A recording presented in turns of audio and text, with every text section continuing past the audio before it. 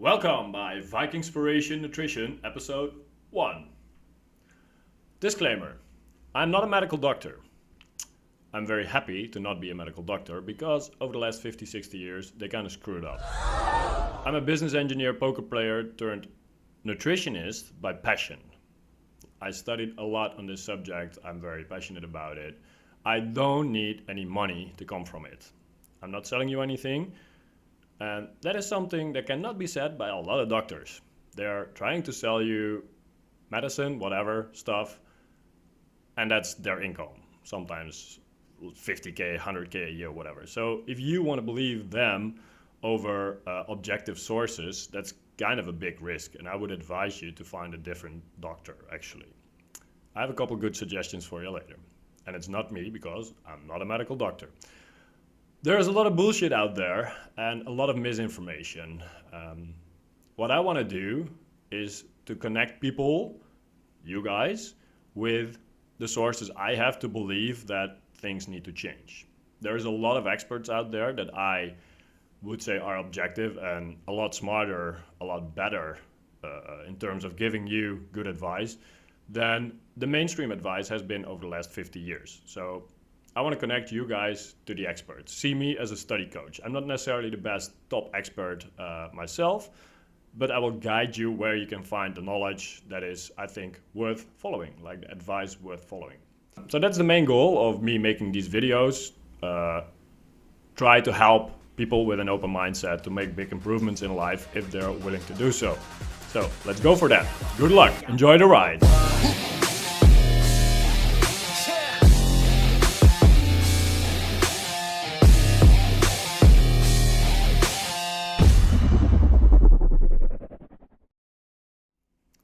So, what is the current state of nutrition and health in the world? If we ask that, one thing needs to be said. There is one big, it's an elephant in the room. Maybe he's over there. No, it's not an elephant. Actually, we kind of know this already. It's starting to be more mainstream. The main diet in the world nowadays is the standard American diet, the SAD diet. If you say it in a bit different way, it becomes the SAD diet. And why is this? Half our population, at least in America, but the rest of the world is coming along pretty nicely, is sick or dying or miserable, or at least not growing happy, like growing old happy. Which is, I think, truly sad, truly SAD. This should not be necessary, and I will obviously explain later why I think the role of nutrition in this is like still vastly underrated. Like half the population in America is, I think by now those numbers are real, 50%, is either diabetic or pre-diabetic, which means you cannot see their insulin system failing, but it's already failing, and they have trouble metabolizing their food properly, and this has a lot bigger effects on health than we have been able to see for the last 50 years because, well, other parties tried to make us see something different. I said it. There is parties out there that are not necessarily looking after your happiness in life and your luck. Ooh, exciting. If only there was a way to show you guys that you have to do it yourself nowadays. You are responsible for your health and your happiness. So the main goal of me making these videos is to show you guys that food can be fun again.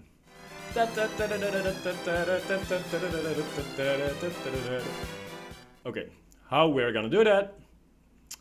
I have a lot of good ideas, so let's see where we can start. First thing I want to do is give you guys some challenging stuff to think about. Okay, I made a new category of news.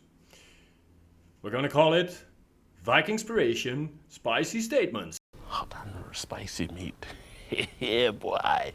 Spicy statement number 1. Obesity is solved. Diabetes too is solved.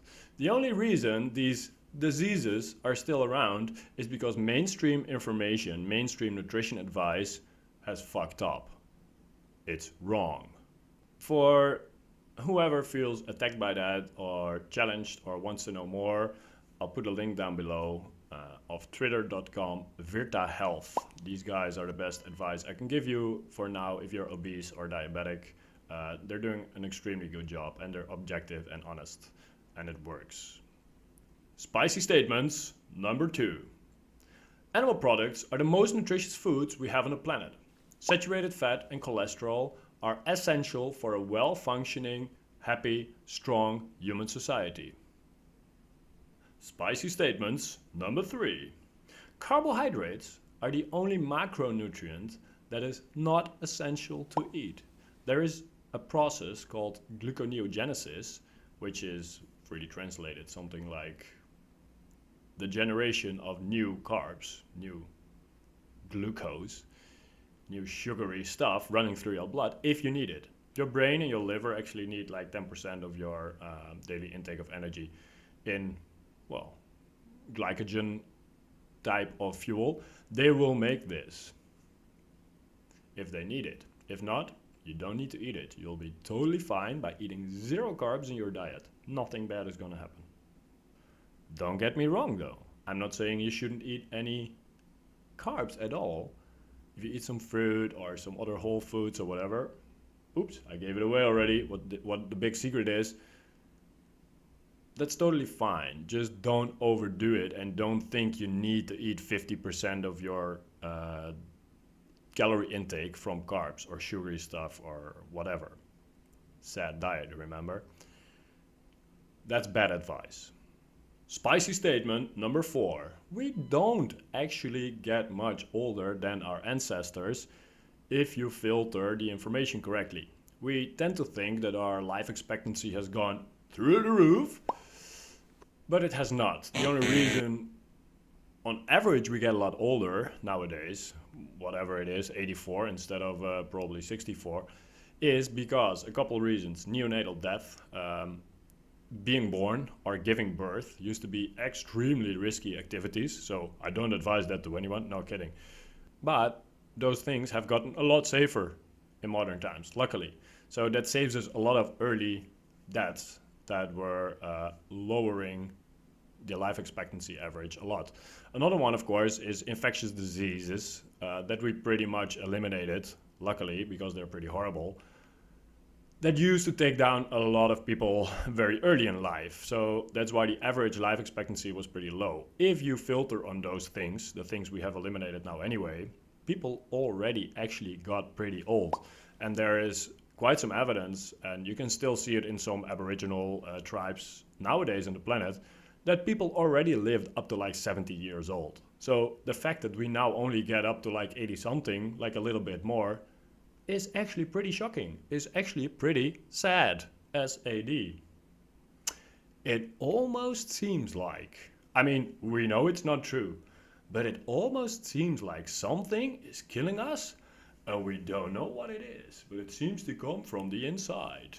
Oh no. It seems to come from the inside. Something is killing us, and we don't know what it is. Uh-huh. So, where do we go from here if we want to improve? Oh, wait, we're gonna get serious again.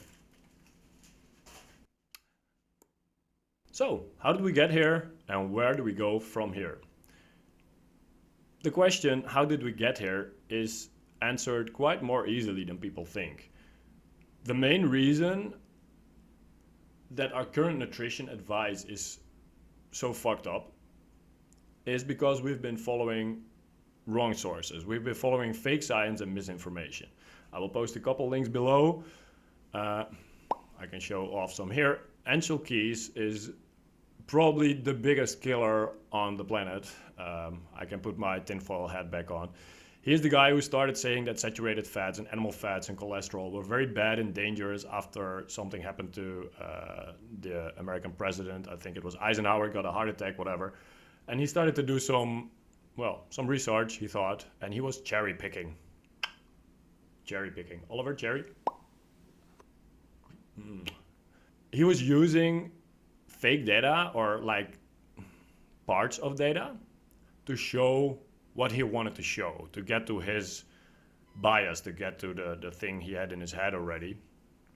This has hurt hundreds of millions over the last 50, 60 years because he pulled us away from the most healthy foods we have on the planet and pushed us towards the new stuff, the newly designed stuff, the newly produced stuff, which caused us to eat an overload of processed carbs and fake oils, fake fats, seed oils that are already damaged when they're produced, but they're even damaged further when we use them to make our food, to prepare our food, and then we eat them and they keep falling apart.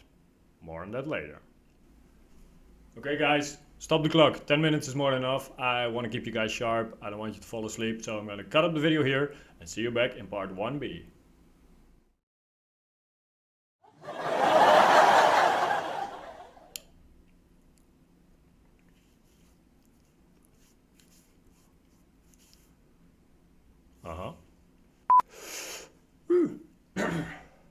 Cholesterol and saturated fat are essential for a well-functioning... What the fuck? Lol. I'ma blow up. Yeah.